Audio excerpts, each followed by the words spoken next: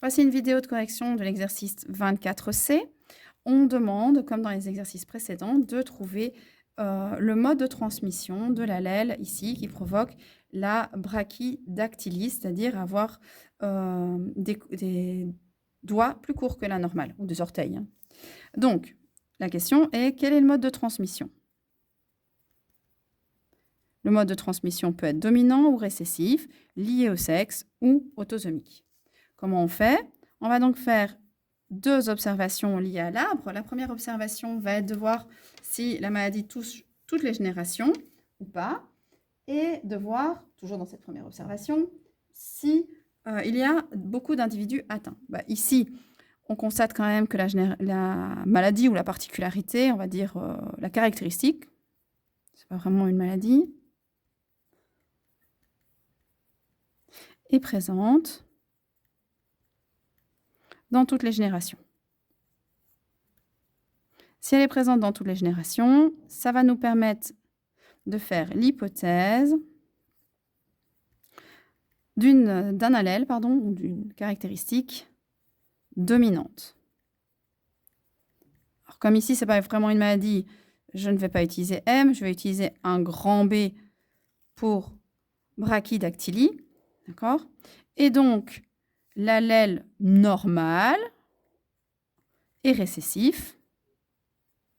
Et je vais utiliser un petit n pour normal. D'accord? La deuxième observation se fait à partir du nombre de personnes ici atteintes, du nombre, et du sexe. 1, 2, 3, 4, 5 femmes et 3 hommes. Une majorité de femmes ne va pas nous orienter vers une maladie liée au sexe, mais plutôt vers une maladie autosomique. Donc, il n'y a que si on a un déséquilibre vers les garçons qu'on pense à une maladie liée au chromosome X. Si on a une majorité chez les femmes, ça ne nous permet pas d'aller vers l'hypothèse d'une maladie liée au sexe. Si je prends la synthèse, on a dit dominant autosomique, je suis dans cette case-ci. La preuve, c'est, il faut trouver, pour pouvoir faire la preuve, un couple exprimant le caractère qui a un enfant qui ne l'exprime pas. On va donc mettre qu'il me faut un couple exprimant le caractère. Ça permet d'ailleurs de bien faire attention. Quand je dis un couple exprimant le caractère, ça ne veut pas dire les deux. Un des deux suffit. Un couple exprimant le caractère qui a un enfant qui ne l'exprime pas.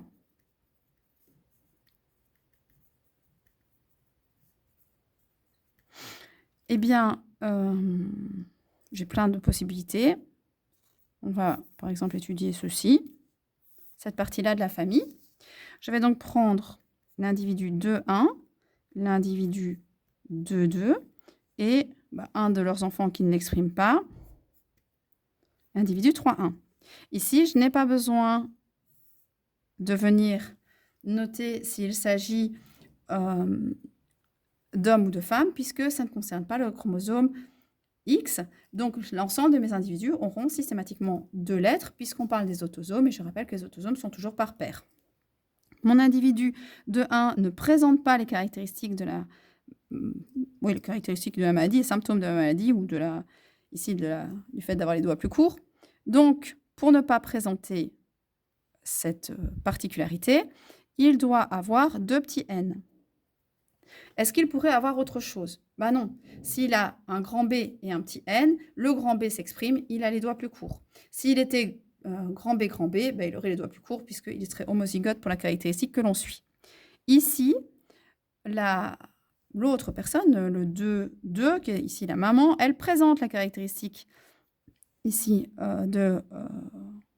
d'avoir les doigts courts, et donc elle doit avoir au minimum un grand B.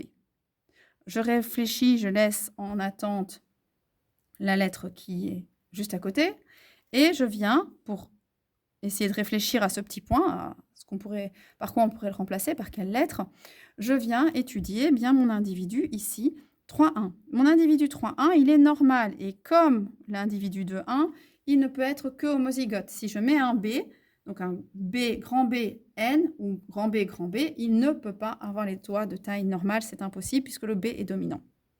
Donc, je réfléchis, ce N, ok, il provient de mon individu de 1, c'est logique. Le deuxième, eh bien en fait, c'est lui, c'est cette lettre qui va remplacer mon point. Donc ici, je vais pouvoir dire que mon individu est grand B petit n. Si ma recherche de preuve fonctionne, et ici ça fonctionne, je vais pouvoir affirmer que l'allèle provoquant la brachydactylie est un allèle dominant porté par un chromosome dit autosomique, c'est-à-dire dont le numéro est compris entre 1 et 22.